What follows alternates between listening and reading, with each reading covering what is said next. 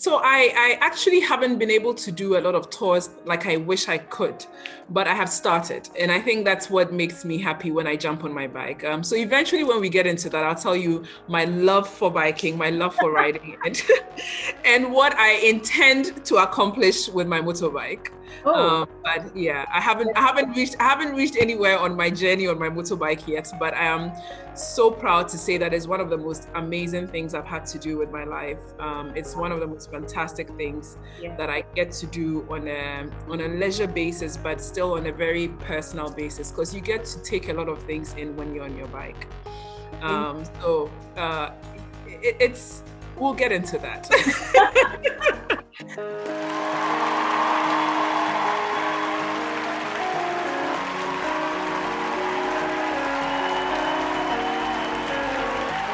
Hello, Obenewaa, and thank you so much for making time with us. I'm so honored to have you ever since I heard about you. How have you been? I'm good. I'm good, Eugenie. I'm also glad to be here. I think you're doing a wonderful job, and to be part of what you're doing is fantastic. So Yeah.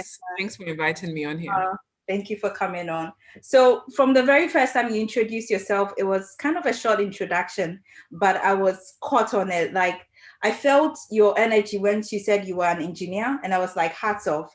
And then, because I know the challenges, I'm a petroleum engineer myself. And then you said you tour Ghana on your motorbike. And I was like, how many people tour Ghana in the first place? Plus, do it on their motorbike. Like, that is amazing. So I knew I had to talk to you. Right. We Because will get into that. my dad rides a bike. And Okay, do you know what bike he rides? no, because I wasn't interested. Ask my little sister, she would answer you. She knew. Right. But I wasn't tempted. But I don't know. Now I'm kind of ginger to kind of get over the fear or whatever it was and try it out. So a lot of people have the idea that it's a very dangerous quote unquote sports. I also say that it depends on what your motive is to ride. For me, it's the adventure. It's also for the touring aspect, and you get to see and do a lot more when you're on your bike. Imagine riding to somewhere. So maybe my furthest, or maybe one of the journeys I've had to do is to say Elmina. And I got to ride with a group of other men who were heading to Elmina. We went together. And on this journey, I went to school in Cape Coast. I went to Wesley Girls. I use this road all the time. Yeah. But I never really got to identify certain towns and smell the towns and see what the towns really represent. And we made stops. And on these stops, there's one town that's actually popular for octopus. Yeah. And I actually didn't even know that this is what they actually are good at. And we made a stop there. I got to interact with the people, get to hear what they have to say about their town and who they are and how they make a living and things like that. So if you were in your car and you were going somewhere, most likely you just want to get to your destination. Half of the time you are really not in the mood to stop and interact with anybody. And I get to do that on my bike, and it gives me so much joy. Interesting. How big is the community back at home for the bike community? Yeah. So there's several fraternities. There are several groups of bikers in Ghana. I belong to the Biker Girls GH, which is an all-female biking group. Jessica, I think Jessica is, yes. So there are a couple of us female riders who ride different bikes, and then we come together to form Biker Girls GH. So I ride with Biker Girls GH, and I also ride with the Harley group, which is the Harley owners group here in Accra. Okay. And then the academy that I trained with, which is Gear Shift Academy, I also ride with some of the alumni every so often. That's not actually a motorcycling club, but we also, because we went to the same school, tend to do a lot of things together. So I ride with them. But it's actually a big community here in Accra. At the top of my head, I can actually name about 10 motorcycling clubs. You know, you have Hot Wheels, you have Ultimate Riders, there's so many of them. And, you know, it's fun when we all come together as a community and you see all these people with their different skill sets and whatnot. It's amazing. It's totally amazing.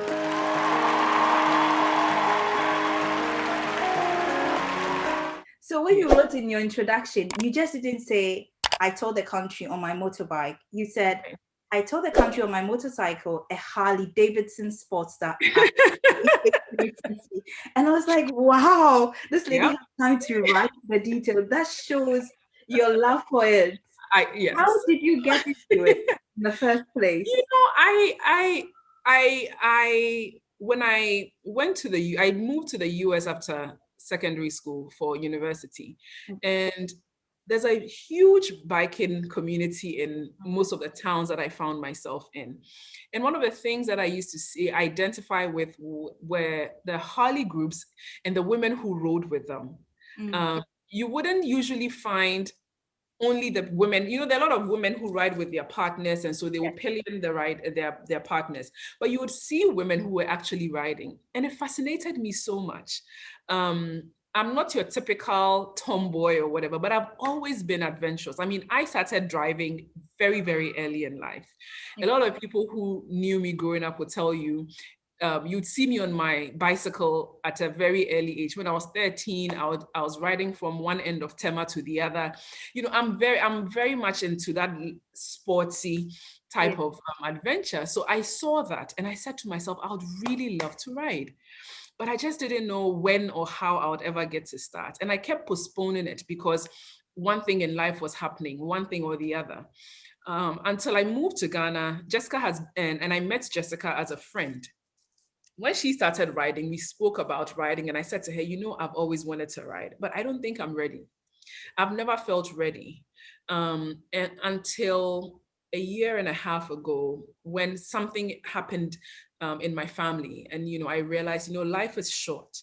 And life is short to the point where you get to a point where you can no longer do the things you'd love to do.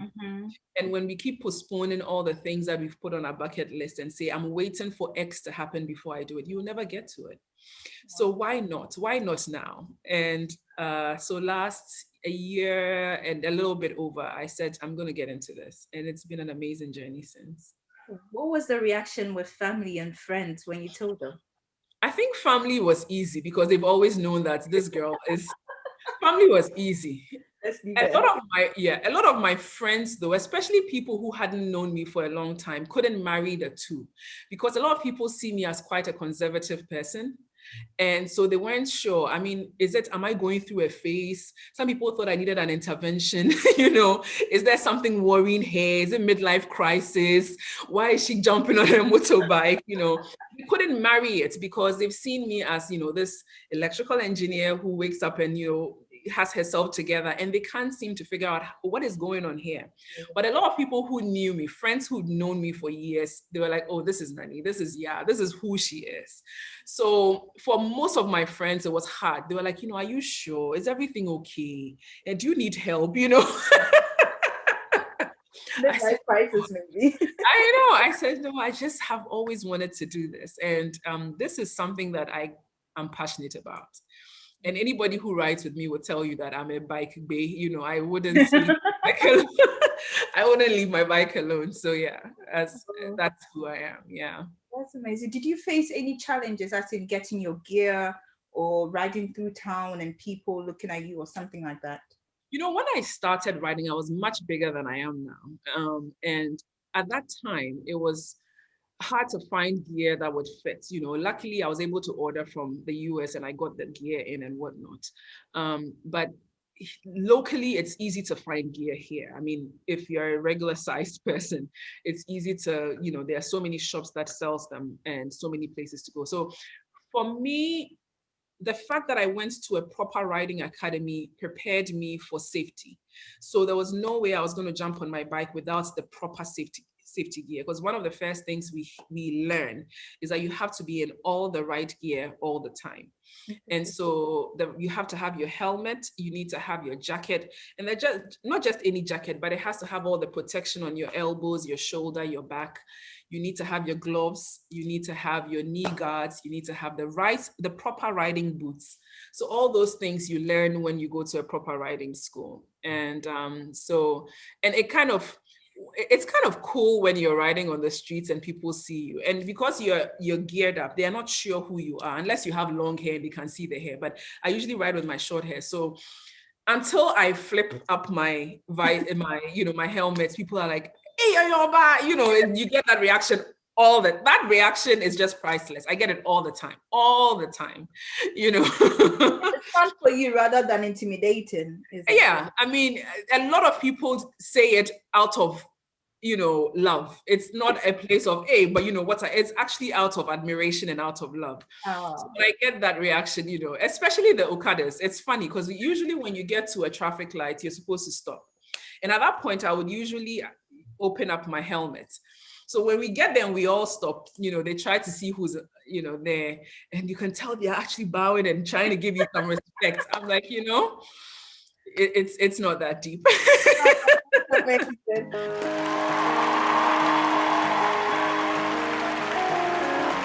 when I was researching a bit on the myths, one of them said for ladies, it changes your hormones and your monthly cycle, and it can impact your performance. What's your testimony to that?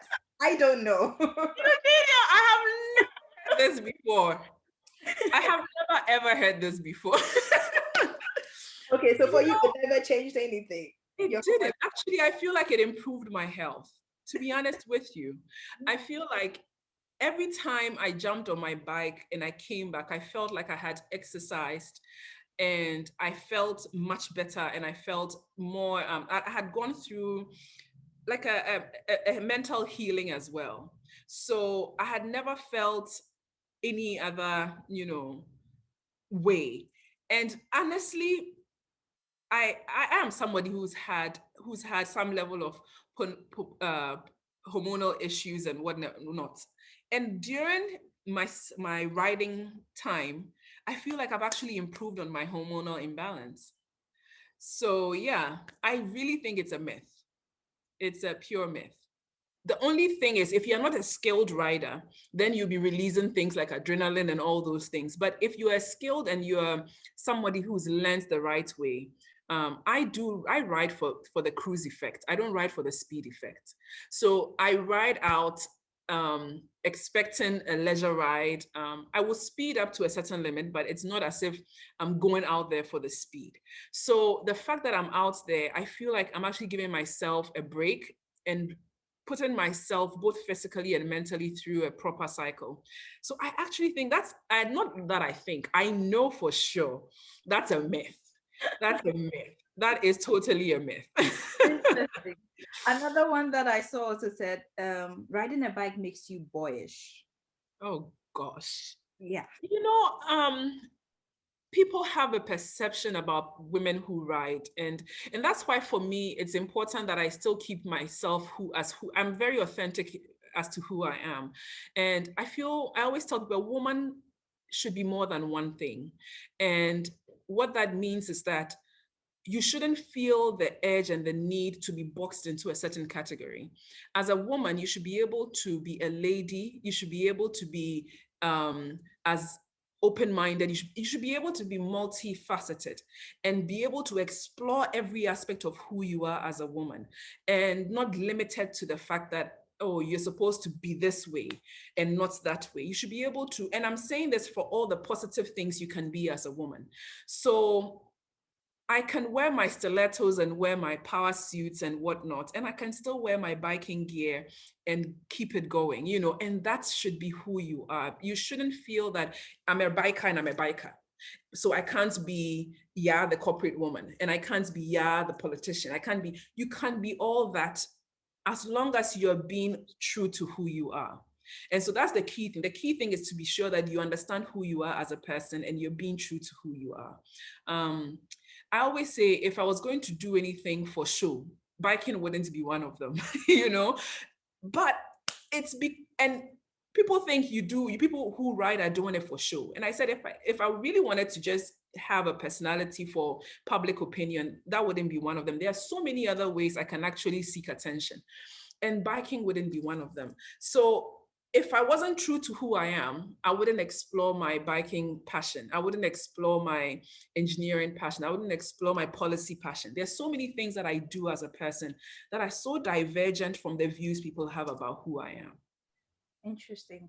I saw someone write about you on Facebook. I think it was a compliment, but I don't know what you think about it. He said, women bold enough to step into the world of men and rock at it. Engineer Yaa Obenewaa Okudzeto, the CEO of Build Services Consult, a construction firm, is a quintessential example of such. Now, what got me was bold enough to step into the world of men. Do you ever think you are stepping into the world of men when you are riding, or as an engineer even, or just stepping into the So world? we can't be hypocritical and say this is not the men's world. It is the men's world. We have not been able to meet the majority stake in most of these fields. And so as it stands now, we're still not majority in a lot of areas. And so when they say it's men's positions or men's world, that's what, for me, that's all it means, is the numbers. It doesn't mean the capacity. It doesn't mean the ability. It doesn't mean that, we're not good enough. I think they're talking about the fact that these are places where men are more they outnumber women. Yeah. So yes, engineering is one of them. Biking is one of them. We can't be oblivious to that. However, I don't go into these things with that mindset of I'm here to just be to add to the numbers. When you do that, you go in with a mistaken identity. I'm just going in to say I'm a woman, so and so. I go in with the fact that I know what I can add, the value I can add to the place I'm going to. And I want to be recognized for the value that I add to the place I'm being put in. So I'll give you an example. I'm the national vice chairperson for the National Engineering Coordinating Team. And this is an organization made up of all the utility companies and the road agencies in Ghana, ensuring that our road networks throughout the country are being coordinated properly between the roads and the utilities. So for instance, a new road is being constructed, and we need to ensure that telephone, electricity, water, all the utilities are coordinating properly to avoid future disruptions, to avoid future relocations, to avoid the things that we are seeing now, the millions of dollars we're spending in this country to relocate utilities, that kind of thing. So our role is to be the oversight and be the policy changes. When I came in to be the national vice chair, at a point I was thinking, am I just being selected because, or am I just being voted for because I'm a woman and I need to represent a woman? But then I said to myself, I need to make sure that there's an impact there's an impact I'm making where I'm being put, because there's no point in saying I'm the national vice chair, I'm a woman, and I'm without really having an impact. You need to make sure your quota is felt, and who you are as a person, what you believe in, is also transferred into every role that you're in as well. So I don't think when people say these things, it's an insulting or it's a very negative connotation. It's just the reality of where we are in life. And it's also goes to let us understand that we need more people to step into these positions with their knowledge and their ability. Exactly. I think when I read it, that's what I thought, that it's a world that is equally for women as it is for men. Absolutely. However, it's being dominated by men. Hence, that's why we call it the world of men. But right. Women could occupy it. And as you said, I like the fact that you said, don't just be there because you're a woman, but have a backing that goes beyond what physically makes you a woman. Yeah. And what your work is worth. Yeah. Absolutely. Yeah. And then you wrote you write less on LinkedIn, so it was hard to get anything. I know. I'm trying to do better these days. I need to do better with my LinkedIn. I was actually thinking about it recently, and I said I really need to do better with that. Yeah, but I did get something. You said working on industrial buildings pushes your boundaries as an engineer and allows you to challenge your thinking. And the way you wrote it, it was like poetry to your engineer. It was like, I love what I do. I love the engineering. And so that got me. Yeah. What into engineering? What made you love it? So a lot of people who know me would tell you that I was probably not pointed out to go into engineering. A lot of people thought I would go into international policy, human relations, I would go into international relations, things like that. I started off as a child doing a lot of United Nations volunteer work. as a child. And so I was very passionate about children's rights. I was moving through country, outside the country, fighting for children's rights and things like that. But I grew up in a home where my dad was an engineer. My dad being an engineer meant that I got to see what he did as well. So in my head and in my mind, my dad was that person who was applying himself technically to what he does. So I walked in his shadows a bit and I got to see what he did. And I thought to myself that in as much as I love these things that I'm doing, I would still want to go into a technical field at some point. So yes, he was an inspiration, so to speak. He did never really forced me into it, but I personally saw what he did and I thought it was something that I would be interested in. But moving forward, when I decided to go to college, I was looking for a school that allowed me to be an engineer and also do international relations. So I selected a school that allowed you to do a dual degree system, which is a dual degree in international relations and electrical engineering. Unfortunately, I think when I was reading the brochures into the school, I didn't really get that the program they had for dual degree only allows you to do physics, chemistry, math, computer science, or biology, and not international relations. So I was stuck in that field where I had to decide what to do. So I started off as chemistry major. I hated it. I did computer science for a bit. I hated programming. And then eventually said I was going to do mathematics. So I loved math. So I did a dual degree in mathematics and then transferred to Columbia University where I did electrical engineering. And right after university, I ended up working with a consulting firm in New York that actually also worked almost similar to what my dad was doing at the time. I think I worked for a year and eventually I knew that I wanted to move back to Ghana at some point. I had that discussion with my dad and I said, the more I stay here, the more I get trapped in the system. So I'm ready to move back home. And then I moved back and have been working in Ghana for 14 years. 13 years. And ever since then, it's been nothing but an interesting ride. Interesting. Wow.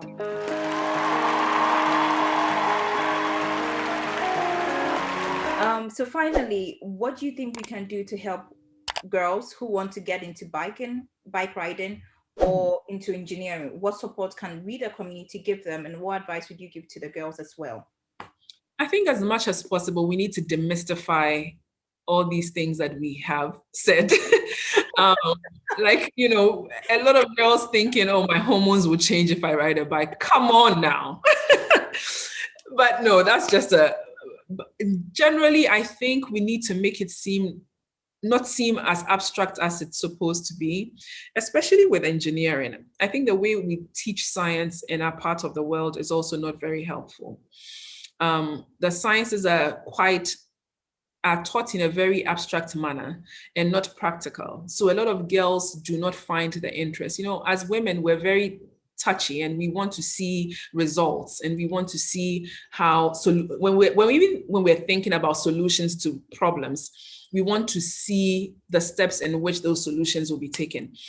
But when we do math and science and, we make it seem very, very theoretical, it becomes discouraging for a lot of girls to actually go into science. So I think the way we teach science to our girls and boys needs to change, but most importantly to the girls. And also the one thing that I've always said, and I said this earlier, is that we need to let girls understand that they are more than one thing. You wouldn't believe it, but people are still discouraging girls from going into physics and, going into the sciences because, hey, you would be too long in school. Nobody will marry you. You'll be too smart. Guys will be intimidated. We need to stop it. We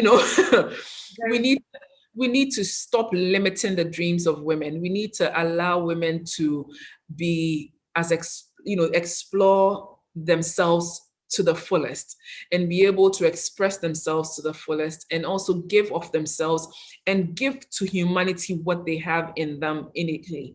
So those would be my 2 pointers. We need to encourage women to be expressive and be whoever they want to be, and also demystify the things around our quote unquote men only things, So yeah. Oh, it's been amazing having you, Obenewaa. Thank Thank you, you Eugenia. so It's much. been wonderful. Thank you, and I wish you the very best. I will be tuned into whenever your programs are on and listen and see how things are going. Also, thank you very much. Thank you, Eugenia. Have a blessed day.